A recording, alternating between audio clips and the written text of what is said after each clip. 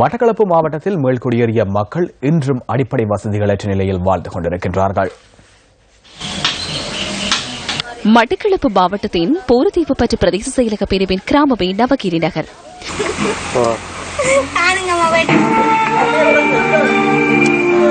இக்கிராம மக்கள் இன்றும் அடிப்படை வசதிகள் அற்ற நிலையிலேயே உள்ளனர்.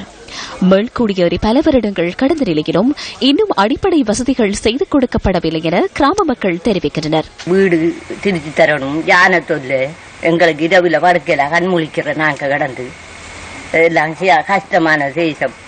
கிராமத்தில் எங்களுக்கு வீடு வசதி ஒன்றும் ஒழுங்கா இல்லை, ஒழுங்கா தார இல்லை.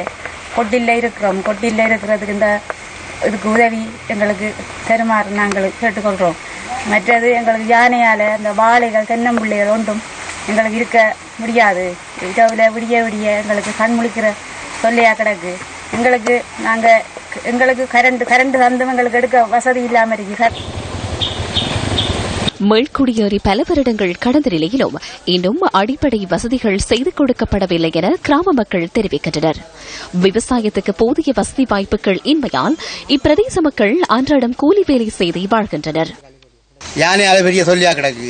இங்க பாம்பும் பூச்சி வட்ட இது கூடெல்லாம் ஒழுகுது. அதில் எங்களுக்கு ஒரு வீடு கட்டி தரணும். எங்களுக்கு கட்டாயம் கொடுத்தாக்களுக்கு தான் திரும்ப திரும்ப கொடுக்காங்க. எங்களுக்கு ஒன்றும் கிடையாது. வந்து வளர்ந்து எனவே 200 குடும்பங்களை உள்ளடக்கிய 38 நவகிரி நகர் கிராமத்தில் அடிப்படை வசதிகளை ஏற்படுத்தி தருமாறு கிராம மக்கள் கோரிக்கை விடுக்கின்றனர்.